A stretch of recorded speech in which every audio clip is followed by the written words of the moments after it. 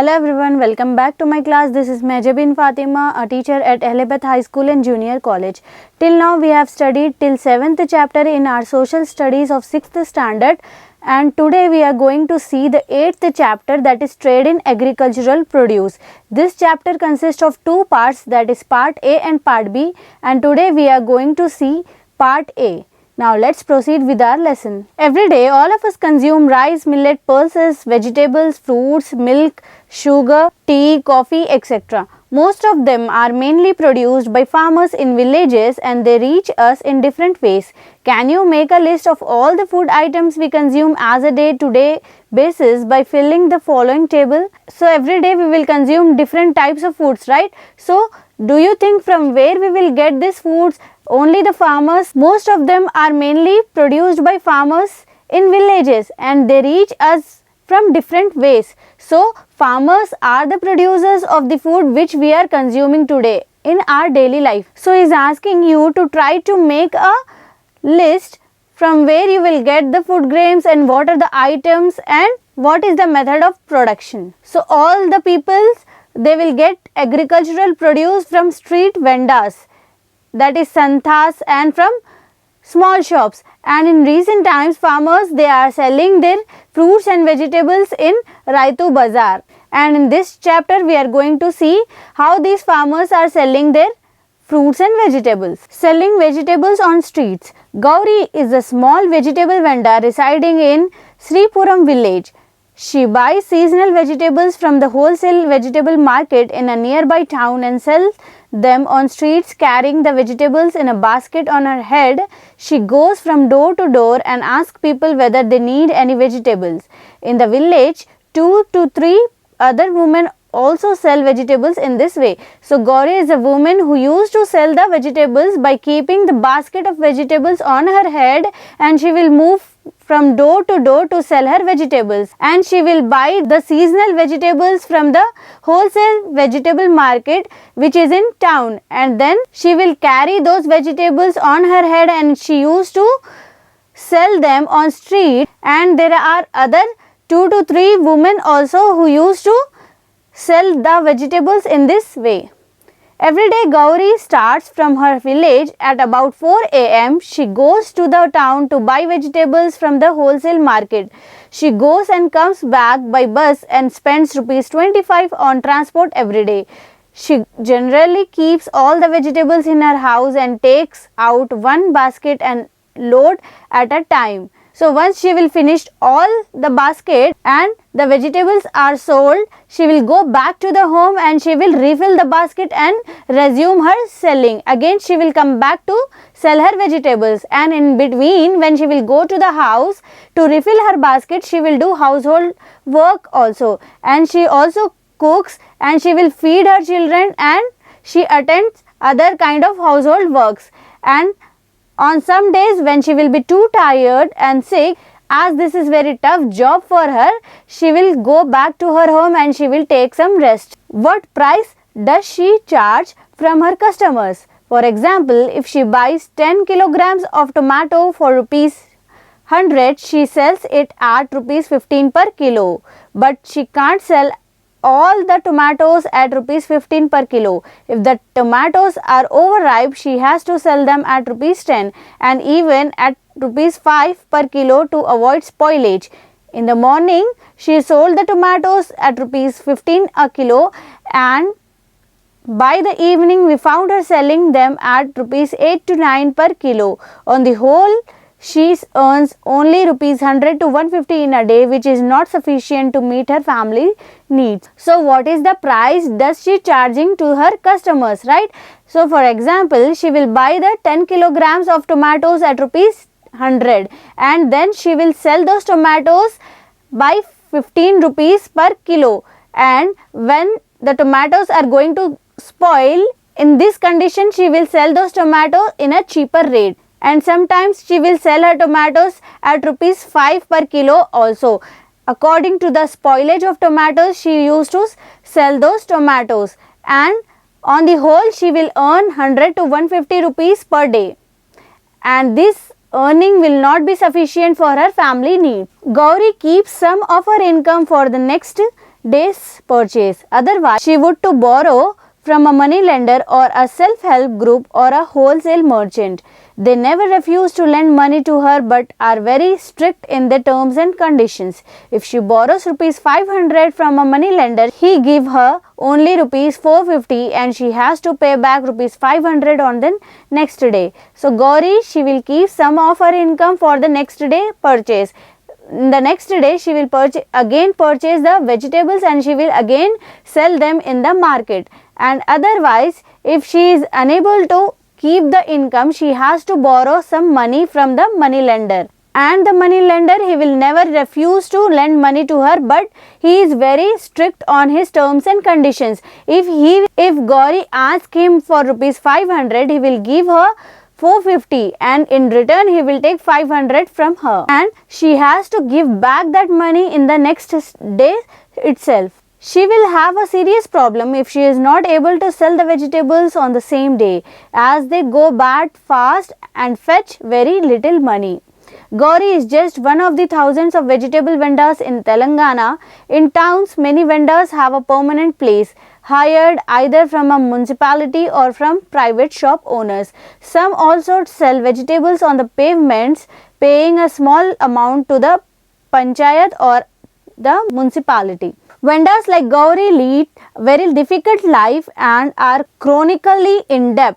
Since they borrow from money lenders, generally banks do not lend money to small traders. A considerable part of their earning goes towards paying interest or vaddi. Secondly, they do not have any facilities to preserve the unsold vegetables. In contrast to this, big traders have cold storage facilities and godowns.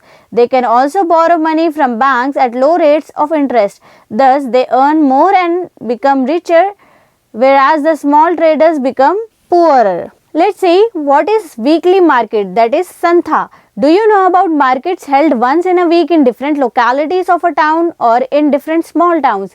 These markets are called Santhalu. The traders move from one Santhalu to another and sell their goods. So, do you know about the markets which are held once in a week, right, at different localities of a town and different small towns, in a different small towns, and these markets they are called as Santhalu, and the traders they will move from one Santhalu to another Santhalu to sell their goods. The traders of Santhas procure goods from wholesale shops in towns and cities and reach out to a large section of the people. Can you believe that more than 2,500 such Santhalu are functioning in India? They function in both rural and urban areas. Let us find out some more details about a Santha in Telangana. Sunday Santha in Chotuppal. Chotuppal is a small town in Yadadri district. So, there is a Sunday Santha in Chotuppal, that is Chotuppal is a town in Yadadri district. The Chotuppal Santha will work on every Sunday. In this Santha, more than 200 traders sell vegetables, fruits, clothes, meat, fish, dry fish, handmade tools and ready-made footwear, cosmetics, ropes, equipment for farming and cattle rearing and many other things. Buffaloes, goats and sheep are also traded here.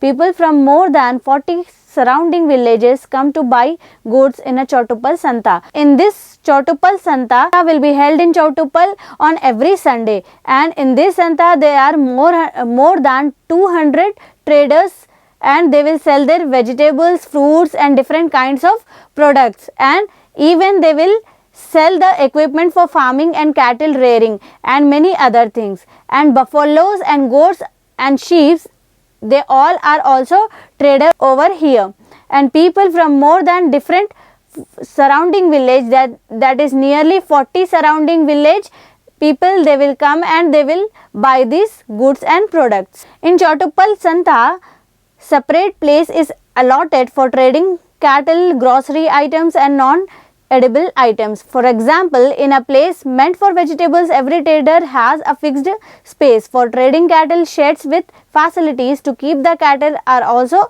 available. So, in this Chotuppal Santha, there is a separate place for trading, and these places they are allotted according to the sections of the good. Like for vegetables, there is allotted a different section, and for everything every trader has a fixed place, and for trading cattle sheds with facilities to keep the cattle are also available. Indra, the dry chili seller.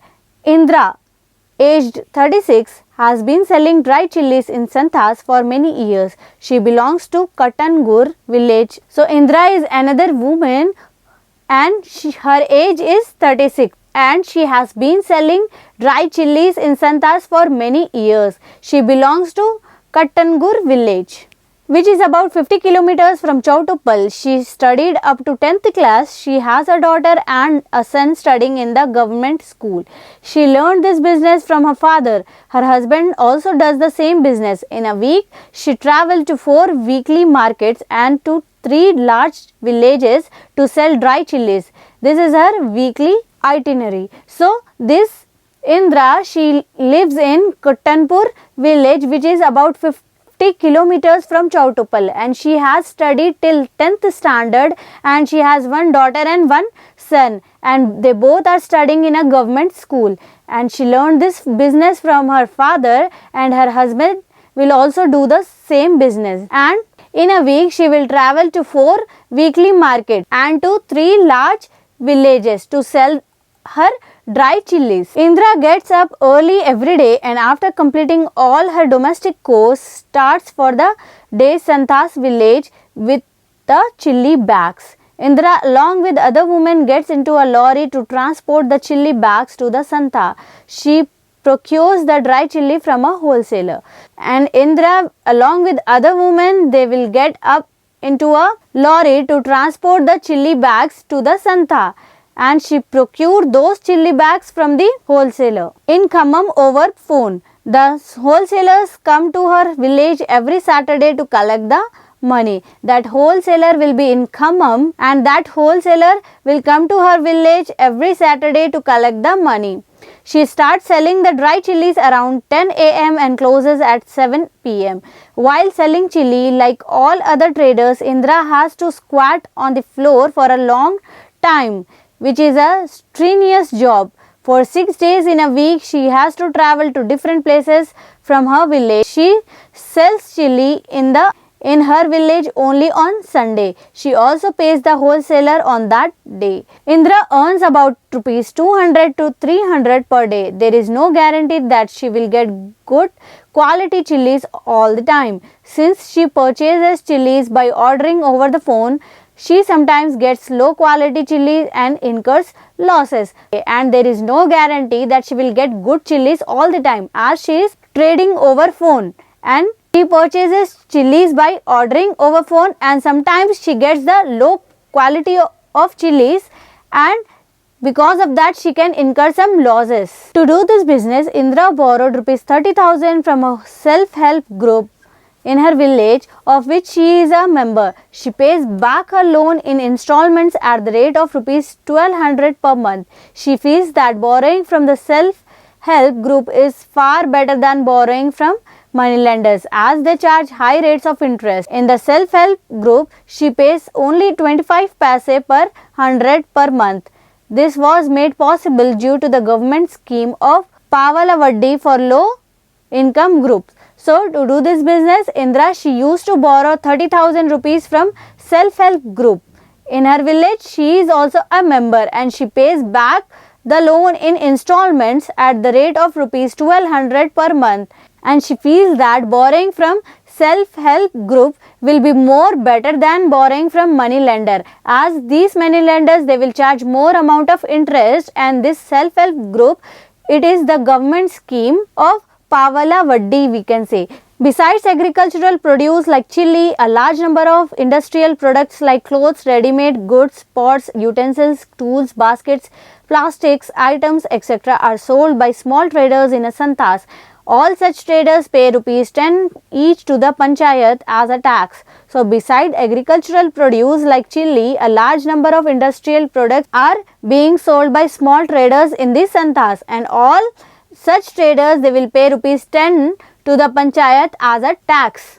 These are separate santhas where cattle, sheep and goats are sold. They are bought from neighboring villages as well as far off places. Many farmers come here either to sell or buy cattle. They take the help of brokers by paying them commission. So in this santhas, these cattle are also being sold like sheep, goats, etc. And many farmers, they will buy these cattle with the help of brokers and they will pay back the commission to the broker. And these cattle, they are bought from different neighboring villages and from other places as well to sell those cattle. Nearly 3/4 of the traders in Santhalu are women. Selling goods in Santhalu is a traditional business for many traders. This means that the family have been doing this business for many generations. Some places in Santhas are reserved for a specific trade. No person of a different trade can come and set up a shop in that place. So, nearly 3 to 4 of the traders in the Santhalu, they are women, and selling goods in the Santhalu, it is a traditional business for many traders. This means that their family have been doing this business from generation. So, this type of business is coming out from the generation, we can say. And at some places there are santhas which are reserved for a specific trade, and no person from the different trade can come and set up a shop in that place. So, places are fixed for that particular shop traders. Most of the traders plan weekly cycles for the Santhalu. This means that they set up shops in different Santhalus once in a week. Following a definite plan like Indra, the dry chili traders, they decide their routes according to their convenience. So, many traders, they will plan weekly setup for different places. Like Indra, she is not selling her chilies at one place. Every week she is roaming to different cities and then she is selling her chilies. So like her, there are other traders also who used to sell their products at different places, and they will make a definite plan and decide their routes according to their convenience. Small traders selling agricultural goods, particularly perishables such as fruits and vegetables, face difficulties similar to that of Gauri. Since their residences are far away from santhas, they have to sell all the goods they have purchased from the wholesale market. Otherwise, they have to carry them home, paying additional transport expenses. So, they have to carry back those vegetables by paying additional transport charges also. Since they do not have storage facilities, the goods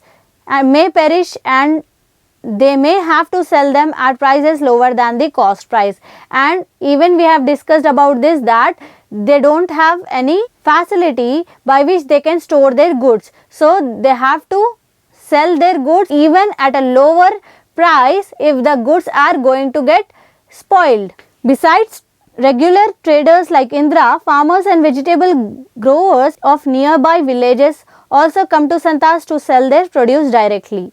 In this way, santhas are an important means by which the daily needs of the people are fulfilled, and a large number of small traders, laborers and transporters gets their livelihood. So, besides regular traders like Indra, they are the farmers who used to sell their vegetables and growers at santhas to sell their produce directly, and in this way santhas are the important means by which daily needs of these people are fulfilled, and large number of small traders, laborers and transporters get their livelihood. Raitu Bazaar in Telangana. Most agricultural goods like grains and pulses are sold directly to the wholesale merchants. Small traders buy these goods from them to sell them to the consumers. However, there are a few markets in which the producers directly sell their goods.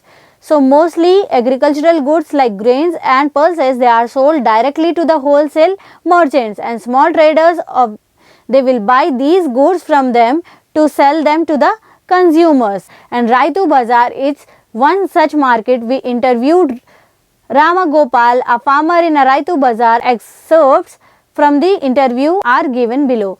So, there are the producers who are selling their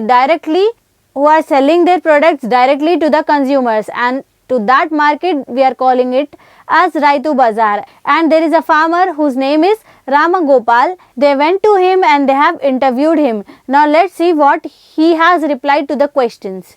When did you start coming to this bazaar? I started to this bazaar in the year 2003. My neighbors have been coming here since from the year 2000. So when he is asked that when did you start coming to this bazaar, he replied, that is Rama Gopal, he replied that I started coming to this bazaar in the year 2003, and my neighbors, they have been coming here since the year 2000. Can only farmers like you sell in Raitu Bazaar? So he has been asked that can only farmers like him can sell their goods in Raitu Bazaar? So initially government officers related to this bazaar came to our village.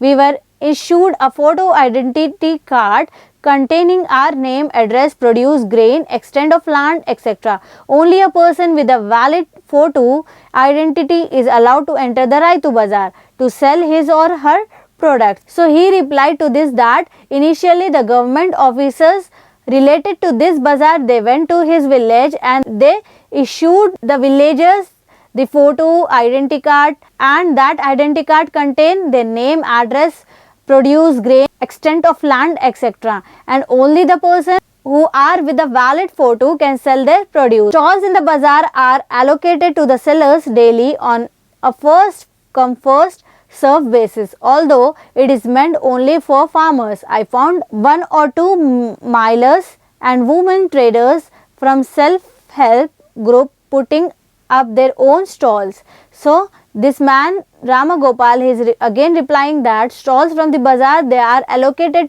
on the first come first serve basis, and he has also found that 2 or 3 milers and women traders, they are also setting up their own shops and they are from self-help groups. While millers procure paddy from us, women SHG traders sell vegetables which are cultivated in our district.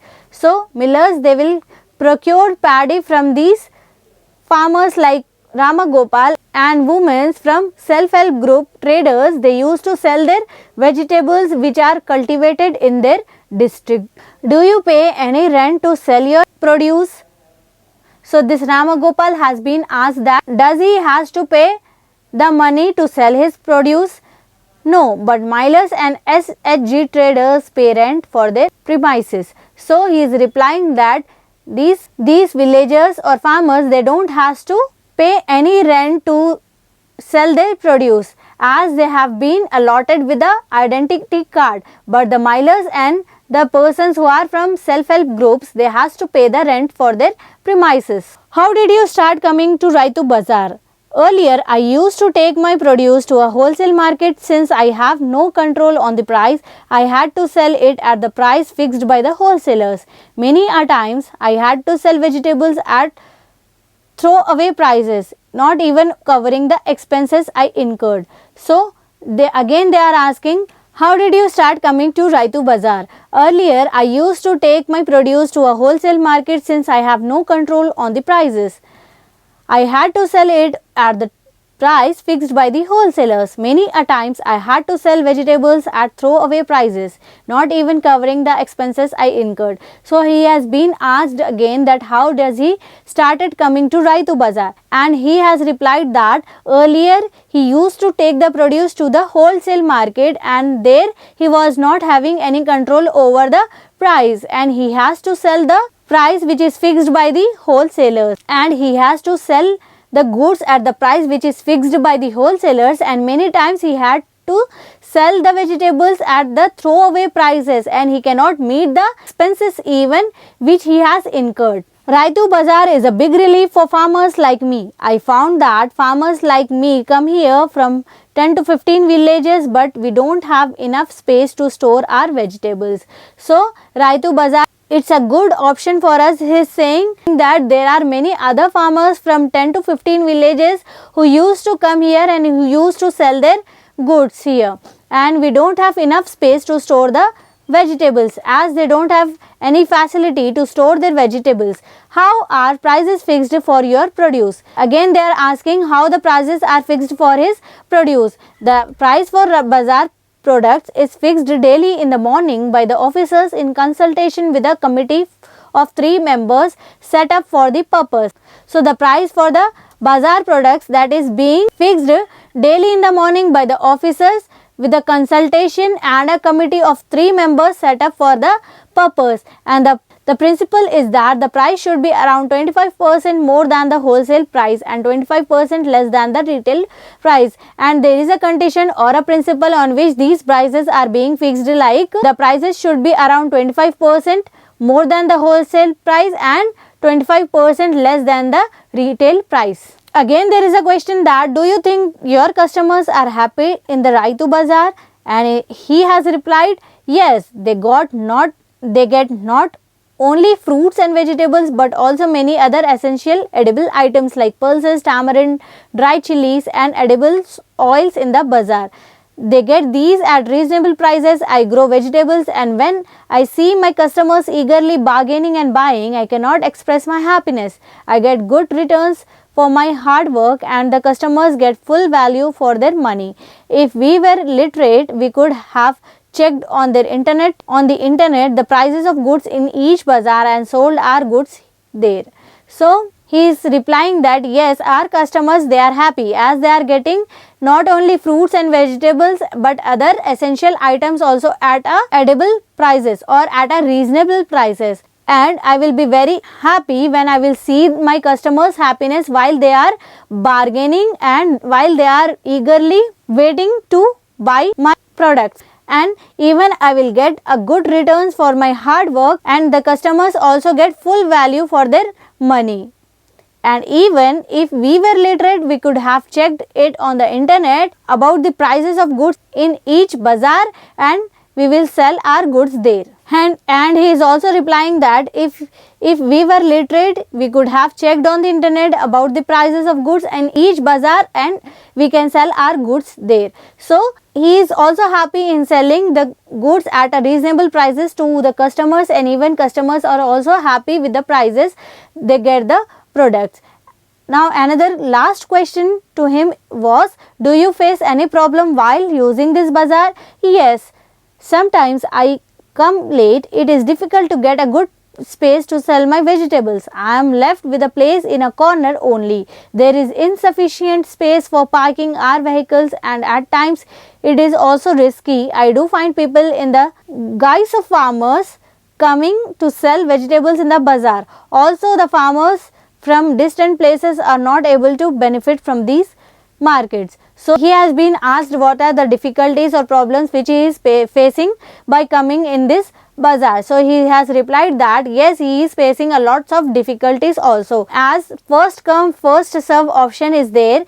If sometimes he will come late, he will get a stall at a corner, and there is also a insufficient space for parking, and it is very risky for them to park their vehicles. And he also found out that some people in guise of farmers, they are also coming to the market and they are also selling their products, and the farmers from the different places, they cannot take benefit from these bazaars. So these are the problems or difficulties which are being faced by these people. So this was all about our 8th lesson, part A, that is trade in agricultural produce. I found this lesson very much interesting. I hope you also found it very interesting, as we have studied about different types of farmers and how they are selling their products and how these people, they are facing difficulties in their life for their livelihood. And even after doing a lots of difficult job, they are getting only 200 to 300 per day, and that earning is not sufficient for their livelihood also. So these people, they are doing the toughest job, I think. Here we'll wind up our class, and